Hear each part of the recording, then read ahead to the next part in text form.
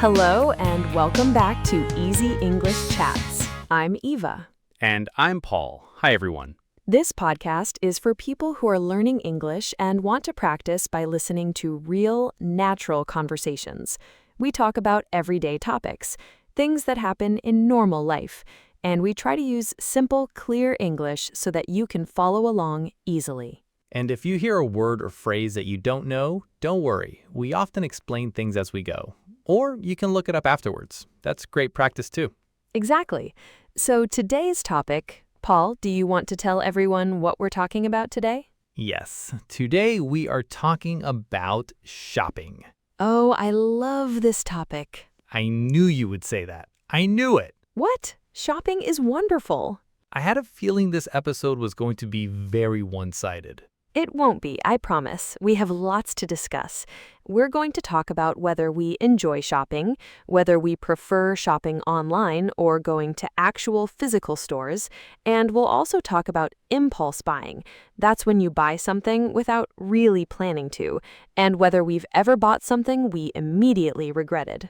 Immediately regretted. That means you felt bad about it straight away, right after buying it. Exactly. And I think we all have at least one story like that.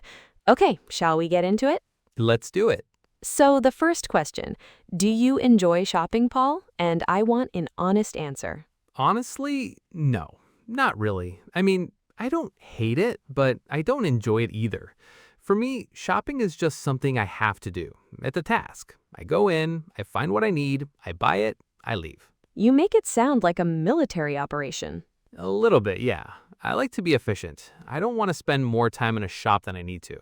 See, that's so different from me. I love the whole experience of shopping, even just walking around and looking at things. I don't always need to buy something. Sometimes I just enjoy browsing. Browsing, that's a good word.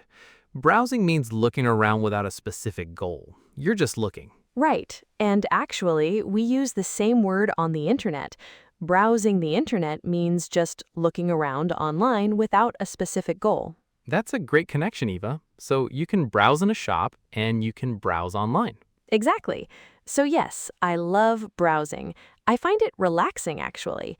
If I've had a stressful week, sometimes going to the shops and just walking around, looking at clothes, looking at homewares, maybe getting a coffee. That's a really nice way to spend a Saturday morning for me. Interesting. So for you, shopping is like a leisure activity, something you do for fun. Completely. Is that strange? No, I understand it. It's just very different from my experience. For me, going to a busy shopping center on a Saturday is, I'm going to be honest, a little bit stressful. Really? Why? I don't like crowds. You know, lots of people in a small space, everyone walking slowly, people stopping suddenly in the middle of the aisle. Paul. I'm being honest. I find it exhausting. By the time I leave a big shopping center, I need to go home and lie down. That's very dramatic. Okay, so what about smaller shops, like a small local shop, not a huge shopping center? Yeah, that's better actually. Smaller shops, fewer people, you can actually see everything at once. I'm more comfortable in those. Okay, so it's the crowds that are the problem, not shopping itself. Maybe, yeah, you might be right. I'm always right. Moving on. What about our listeners? Do you enjoy shopping? Do you love browsing like Eva? Or are you more like me? In, find it, buy it, leave. There's no right answer. It's interesting to think about. Okay, let's talk about online shopping versus going to actual shops, physical stores. This is a big topic because so much has changed in the last 10 or 15 years. Hugely. When I was young, if you wanted to buy something, you had to go to a shop. That was the only option. Now, you can buy almost anything from your phone without leaving your house. And I think a lot of people have moved to online shopping, especially since the pandemic. People got used to it. Right. And honestly, for certain things, I think online shopping is just better. Like books, electronics, things where you know exactly what you want. You search for it, you find it, you compare prices, you buy it. Done. Compare prices. That's useful vocabulary. It means you look at the price in different places to find the cheapest option. Exactly. And online, that's so easy. You can open 5 different websites and compare them all at the same time. That's true. I do like that about online shopping. I'm quite careful with money. I don't like to overpay, so being able to compare prices quickly is really helpful. Overpay means to pay too much for something, like more than it's really worth. Right. But here's the thing. There are some things I really don't want to buy online, and that's clothes. Ah, interesting. Why not? Because I need to try them on. Try on means to put clothes on in the shop to see if they fit and look good before you buy them. And the thing is, sizes are different everywhere. A medium in one brand is completely different from a medium in another brand.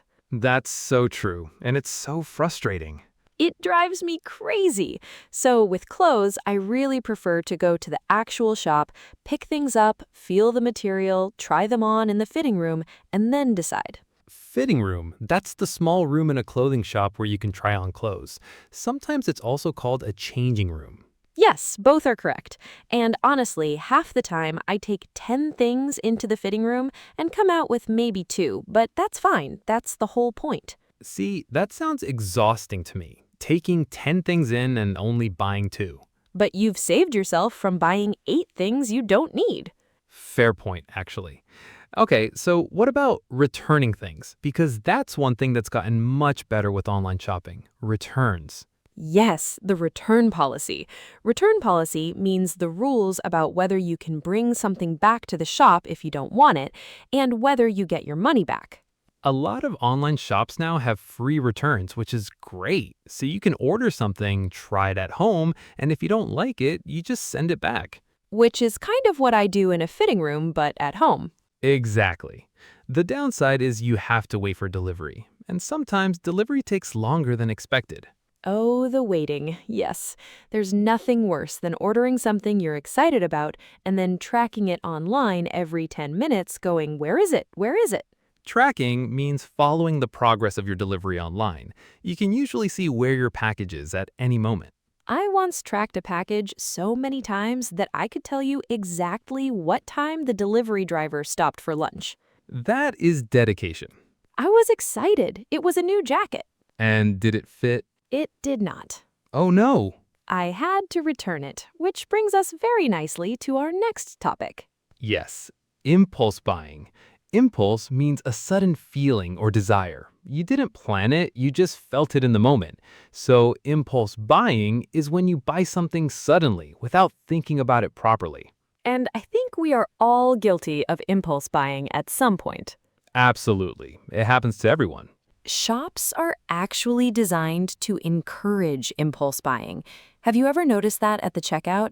That's the place where you pay. Shops often put small, cheap things right next to the till. Sweets, little gadgets, magazines. Yes, the checkout area. Because you're standing there waiting and your eyes start wandering, and suddenly you're thinking, oh, maybe I do need a pack of chewing gum. And you didn't even think about chewing gum before you walked in. Exactly. It's a psychological trick. Psychological means it's about the way our brain works and thinks. And online shopping has its own version of this. You might also like, or customers who bought this also bought that. Oh, don't remind me. Those recommendations are dangerous. Recommendations are suggestions, things someone or something suggests for you. I once went online to buy a birthday card, just a card, and I ended up buying a card, a scented candle, a small notebook, and a set of colored pens. How does that happen? I don't know. It was like a trance. A trance means a kind of dreamy state where you're not fully aware of what you're doing. The website just kept showing you nice things. Pretty things, and they were all on sale. Ah, on sale means the price has been reduced. It's cheaper than normal. And there's something about the word sale that just makes your brain go a little bit irrational. Irrational means not sensible or logical. You feel like you're saving money even when you're spending money. Exactly. Like this code is 50% off, so if I buy it, I'm actually saving money. That's not how money works, Ava. I know that, but in the moment, it feels true. I think that's something a lot of people can relate to. Relate to means to understand or feel connected to something because you've had a similar experience. Okay, Paul, your turn. Tell me about something you bought impulsively and regret it. Okay, so a few years ago, I was in a sports shop. I was just there to buy some running socks. Genuinely, that was the entire plan. And I walked out with a full set of golf clubs. Golf clubs. Golf clubs. Do you play golf? I did not play golf. Paul. There was a really good deal. A deal is another word for a bargain, something you buy at a very good price. And the man in the shop was very enthusiastic, very convincing. Convincing means good at persuading you, making you believe something or agree to something. He said, golf is a great hobby, it's good for your health, you can play outdoors, it's very social. And you believed him. In that moment, yes, I fully believed him. I thought, yes, golf, this is what my life is missing. And then? I carried those golf clubs home. They are very heavy, by the way. I put them in the corner of my bedroom, and they stayed there for 2 years. 2 years? I used them twice. I went to a driving range once. A driving range is a place where you can practice hitting golf balls, and it turns out I am absolutely terrible at golf. Oh, no. I eventually sold them secondhand. Secondhand means something that has already been owned by someone else. So someone else bought my barely used golf clubs. And did you get a good price for them? I got about a quarter of what I paid. A quarter is 1 divided by 4, 25%. So I lost quite a lot of money on that one. That is a very good impulse buy story. I love it. What about you? Have you bought something and regretted it immediately? Oh, yes. The jacket I mentioned earlier, actually. But more than that, I once bought a dress for a wedding that I loved in the shop. Absolutely loved it. I tried it on. It looked beautiful. I thought, this is the one. But I bought it about 3 months before the wedding. Okay. And in those 3 months, I ate a lot of pasta. Oh no. The dress did not fit me by the time the wedding came. I couldn't zip it up. Zip up means to close a zipper, the little metal fastener on clothes. What did you do? I had to go and buy a completely new dress 2 days before the wedding. And was the second dress nice? Actually, yes, the second dress was better, but I still had to pay for both. That is a classic story. Pasta is the real villain of this story. The villain, the bad guy. The pasta is the bad guy. I love it. I think the lesson here is if you're buying clothes for a specific event in the future, maybe buy them closer to the event. That is genuinely good advice. I'm full of good advice. I'm just not always able to follow it myself. Aren't we all like that? Okay, so let's talk about vocabulary for a moment, because we've used some really useful shopping words today. Eva, can you quickly go through some of them? Sure. Okay, so browsing, just looking around without a specific goal, to try something on, to put clothes on in a shop to see if they fit, the fitting room or changing room, the place where you try clothes on sale when the price has been reduced, a deal or a bargain, something you buy at a very good price, the checkout, where you pay, the return policy, the rules about bringing things back, impulse buying, buying something suddenly without planning. And a few more. To compare prices, to look at prices in different places to find the cheapest, to overpay, to pay too much, delivery, when something is brought to your house after you order it online, tracking, following the progress of your delivery, secondhand, something that was already owned by someone else. Those are all really useful everyday words for talking about shopping. And if you want to practice, try describing a recent shopping experience using some of these words. You can write it down, say it out loud to yourself, or share it with someone you're practicing English with. Great idea. Practice makes progress. Not practice makes perfect. Progress is more realistic. Perfect is a very high bar. Okay, I want to ask you one more thing about shopping. Do you have a budget when you go shopping? A budget is a plan for how much money you're going to spend. Honestly, I try to have a budget. I don't always stick to it. Stick to it means to follow the plan properly without changing it. I'll say, okay, Eva, you can spend 50 euros today, no more. And then I'll find something I really love that costs 70, and I'll think, well, it's only 20 euros more. The budget is more of a suggestion than a rule. For me, yes, sadly. What about you?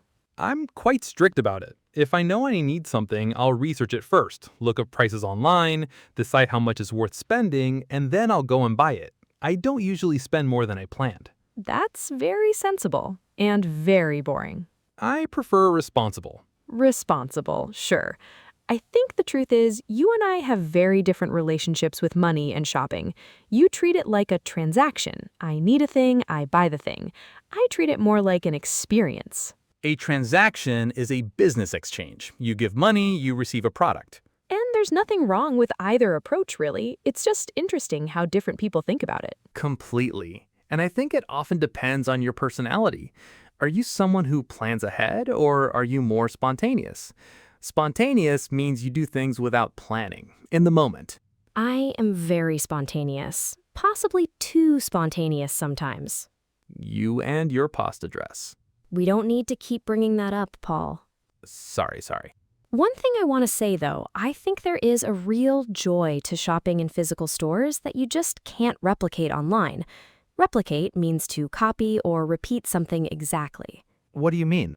Like the feeling of finding something unexpected. You walk into a shop not looking for anything specific, and then you find this beautiful item that you never would have searched for online because you didn't know it existed.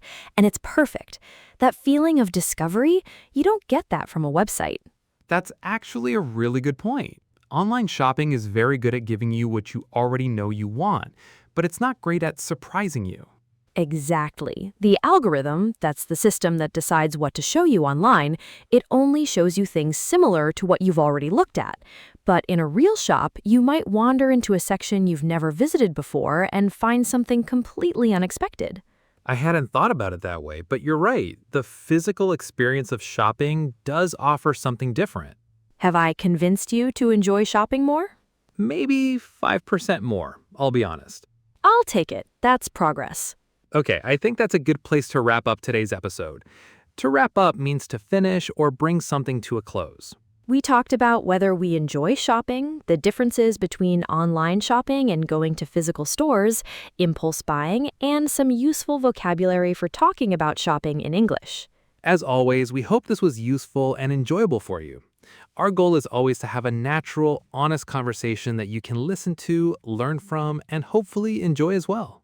If you want to practice, think about your own shopping habits. Do you love shopping or hate it? Do you prefer online or in store? Have you ever had an impulse buy that you regretted? Try telling that story in English, even just to yourself. It's really good practice. And if you enjoyed today's episode, please share it with someone else who is learning English. That really helps us reach more people who might enjoy the show. Thank you so much for listening today. It genuinely means a lot to us that you spend your time with Easy English Chats. Take care of yourselves, keep practicing, and we'll see you in the next episode. Bye, everyone. Bye.